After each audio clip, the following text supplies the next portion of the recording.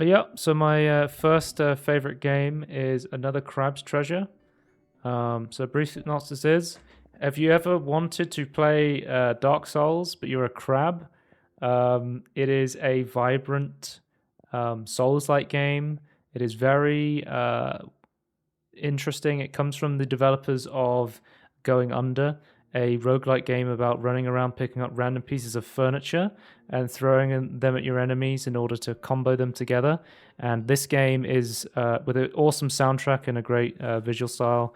And this is also a Souls-like game where you're a hermit crab without a shell, and you have to run around picking up different shells to give you powers in order to fight enemies. If this sounds like it interests you, make sure to check out our Tangerine on Souls games, and you can see a full video on this. This is one of my favorites, and we'll be going through all of my favorite demos from the fest. We wanted to give a video where we can link everything. where basically you're like, okay, I know you've played like 20, 30 demos in the demo festival, but I'm just interested in knowing the best ones, because usually I'll just talk about everything, even if they're not the greatest. And then we'll link it at the end of a random video. I'll say, hey, these are the ones I really think you should check out. This time, Tony had a good idea. Why don't we just make a video with the best ones, and you can just go straight here. So if you're interested in another Crab's Treasure, make sure to check this out. Then we have Cursor Blade. Cursor Blade comes from that trend of survivor-like roguelike games. It takes the formula of a bullet hell Vampire Survivor style game and basically adds it to a very relaxing cursor-based roguelike game. The idea is you have to attack enemies on the screen when they're not flashing in order to deal damage, and when they turn red and start flashing, they'll attack back. And you also the bullet hell element comes in when enemies start shooting projectiles at you, which you need to dodge. And then as you progress through the game, you have this power-up system where you basically get to choose different skills to augment your attacks. Very cool game. Next up we have Ghost Runner 2, the sequel to Ghost Runner 1. It is a fast-paced, first-person cyberpunk sword-slashing game. I don't know how else to... It's not like, an FPS. There's definitely Oriental stuff, right? Because there's like goblin masked enemies, right? It's more of the same from the last game, except this time there is motorbike sections, which are these cool fast-paced driving sections. And there is also sort of, you start off with these shurikens and pushing abilities, and it seems pretty cool. When I say there's more of the same as well, the negative is this also seems to have some sort of shader compilation issues that I saw from the demo, and there's some small niggles I would like to see improved, but overall, I'm a big fan of Ghost Runner, and Ghost Runner 2 is also fucking awesome. So if you want to see my full thoughts on the game, make sure to check out our platformer section, because Ghost Runner 2 is a platformer. We have decided. Next up, 100%. Path of the Dungeon. Path of the Dungeon is a puzzle-based golf game, except you are the golf ball. Your dog has been stolen for some reason, and you have to get him back. To progress through the levels, you have to shoot yourself at enemies, and you have to kill every single enemy in a level in order to get into the hole. The hole will not unlock until you get into the kill all the enemies. The interesting mechanic comes in when you get these coins which let you buy abilities like shooting arrows, firing bombs, and when you fire an arrow or you shoot a bomb, it actually doesn't cost a stroke. So you're trying to optimize picking up as many coins as possible in order to use these abilities to kill enemies without having to roll into them, in order to basically play golf with as little strokes as possible. It's pretty simple.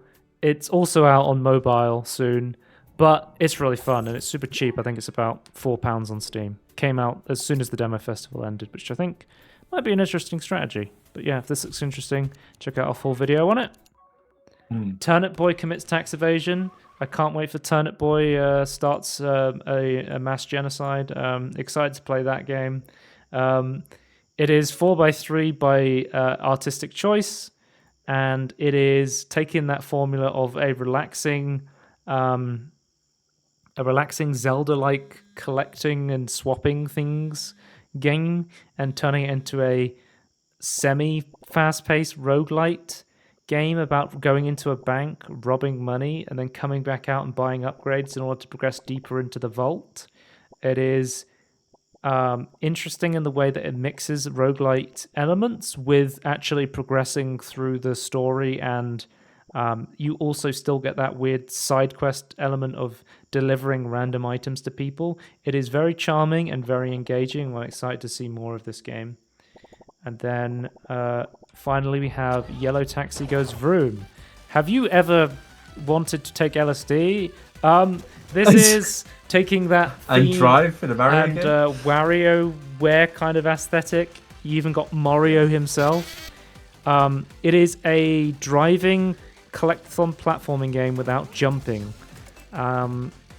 The idea is you basically can't jump, but you can do like a dash move that propels you forward. So you want to like dash up ramps in order to get height, or dash across gaps in order to get across obstacles.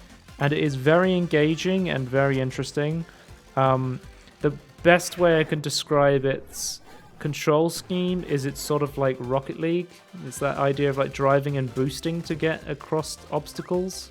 And it also even has that crazy taxi element to it where you're driving around with a giant arrow above your head in like certain levels. So yeah, really interesting game, and I'd recommend checking out our full thoughts on it.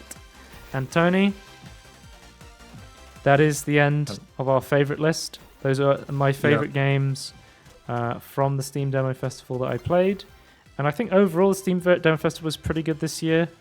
I think VR. Wait, I didn't talk about VR at all. I just realized. We're going to have to talk about VR. No, okay. Was there any VR games I played that I really enjoyed? I think they're all okay.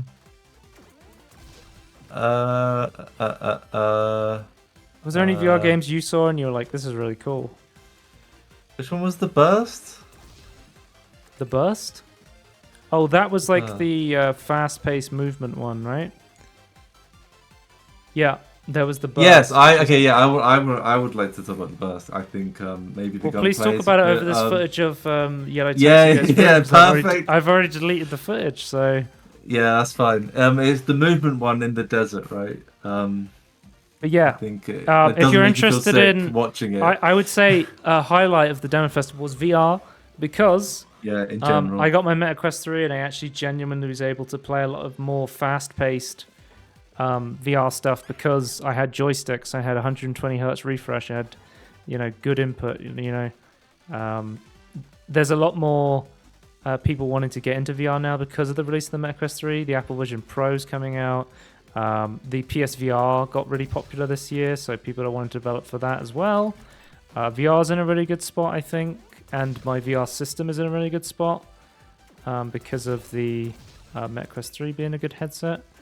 I think Steam Demo Fest was pretty good this year. I have a new strategy where I'm trying to just give up on demos quicker so I don't just keep playing shit for no reason, and I can just get to the demos I want to play more.